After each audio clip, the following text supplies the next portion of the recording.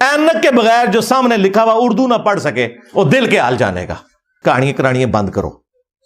की रंग ने मैं इस दफा ना हम जब हैदराबाद गए, मैं कि तू बंदा वाह चो निकलता है ना, तो हमने आखिरी प्रोग्राम किया घोट की हैदराबाद में, सिंध।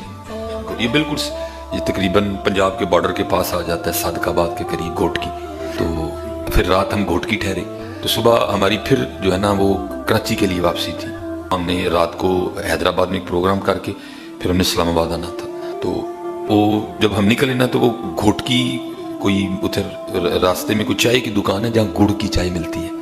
तो सारे जो घोटकी से मुझे छोड़ने आए वो कहने लगे हजरत जी चाह नहीं ना पीती, तो फिर घोटकी आंदा को मज़ा नहीं आना था। मैं कहा चलो चाह पी लेने। तो हम अड्डे पे तकरीबन को 10-12 बंदे बैठ गए। तो वहाँ ना एक हजरत जी बंदा बैठा हुआ था, शिकस्ता हाल, दाढ़ी बिखरी हुई, वो बिल्कुल साइड पे बैठा था। वो भी आके ना मुझे कहता है कुछ दियो मैनू अल्लाह दे नाम थे। तो मेरी जेब में 100 के नए नए नोट थे, तो मैंने ना वो एक नोट निकाल के उसको दे दिया। तो मेरे पास ही बैठ गया ना सामने। अब देखो जिसकी हवा निकलती है फिर उसमें क्या क्या रंग आते हैं। बस आजकल ना कुछ दिल में एक चीज़ चल रही है, इंसान है ना, ख्वाहिशें हैं, क्या करें भाई, बड़ी कोशिश करते हैं निकलें, लेकिन फिर कहीं ना कहीं टांग फंस जाती है। वो दिल में एक बात चल रही है कि ये काम होना चाहिए, लेकिन अभी तक जुबान पे नहीं लाया मैं उसको कभी भी, अल्लाह मुझे माफ़ फरमाए। बस दिल में है ना एक बात, वो अल्लाह की करनी। घोटकी हमने जहाँ नाश्ता किया ना, वो जो चीज़ आज का दिल में चल रही है ना, जिसके घर में नाश्ता किया वो चीज़ वहाँ थी, इसलिए फिर उस ख्वाहिश ने और जोर पकड़ लिया। वो सारे बैठे चाय पी रहे थे, लेकिन मैं अपने अंदर अंदर ना उसी ख्वाहिश से लड़ रहा था। वो जो दीवाना बैठा था ना, जिस ऐਵੇਂ सा मुझे मुखातिब करके कहता है, वो थी उर्दू लेकिन सिंधी स्टाइल में उर्दू, मुझे कहता है साईं जो आप मांग रहे हैं मिल जाएगा लेकिन अभी नहीं मिलेगा। हाँ ये जो हवा निकलती है ना फिर बड़े रंग पाए जाते हैं, क्योंकि चीज़ तो एक ही रहनी है ना, या हवा रहेगी या वो रहेगा। दो चीज़ें नहीं रह सकती हैं, हवा रहेगी या वो रहेगा।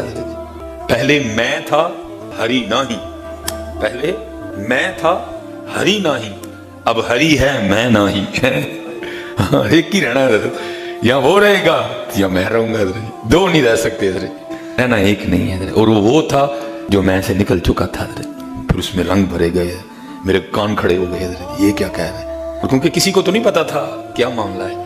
मैं ना अगू थोड़ा जैसे आ, फिर मुझे दूसरी बात वो क्या कहता है साईं गुस्सा बड़ा करते हो, गुस्सा ना किया करो। मैं यार कमाल से वो सारा अड्डा जमा हो गया।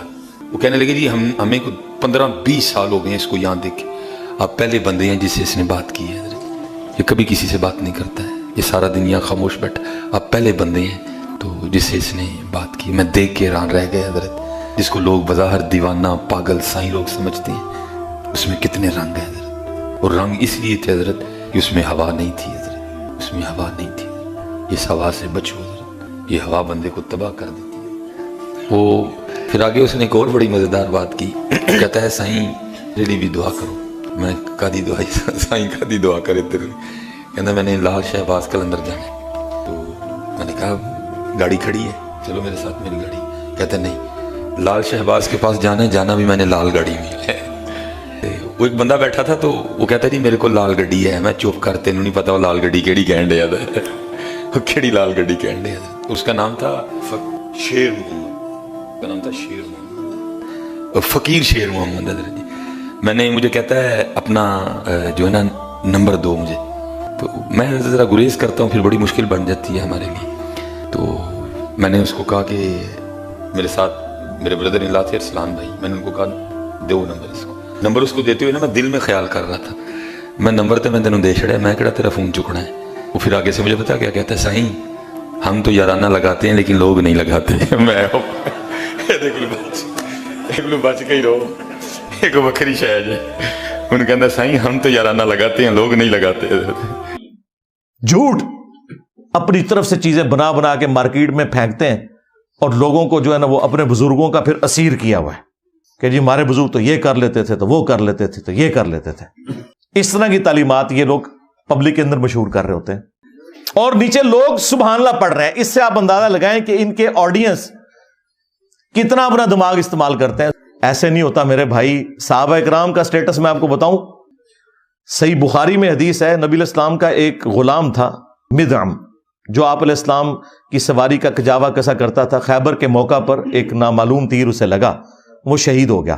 صحابہ کرام نے کہا کہ تمہیں شہادت مبارک ہو، نبی علیہ السلام کی خدمت بھی اور موت بھی آپ کی موجودگی میں آئی ہے، بالکل ٹھیک رزلٹ نکالا۔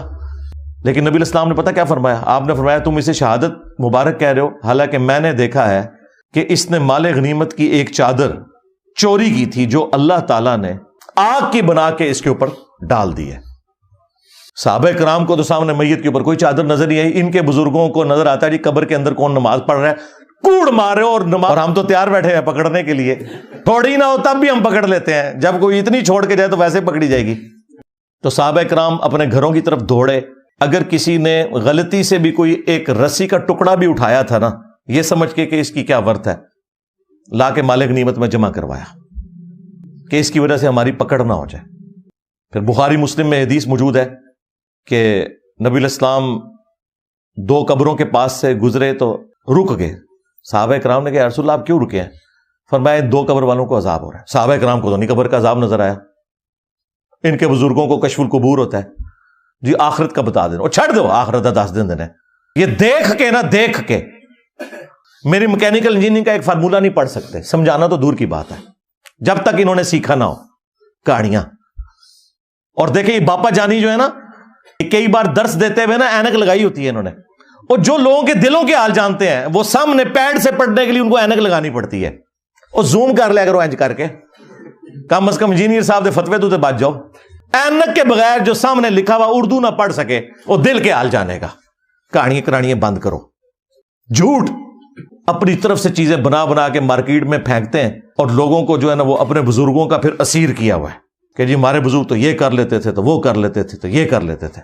تو نبی علیہ السلام نے کہا ان دو قبر والوں کو عذاب ہو رہا ہے، ان میں سے ایک چگلی کھاتا تھا، دوسرا پیشاب کے چھینٹوں سے نہیں بچتا تھا۔ آپ نے پھر ایک درخت کی ٹہنی توڑ کے اس کے 2 حصے کیے، اس پہ لگائے، اور فرمایا جب تک یہ ہری رہیں گی ان کے عذاب میں تخفیف ہوگی نبی علیہ السلام کی دعا کی برکت سے۔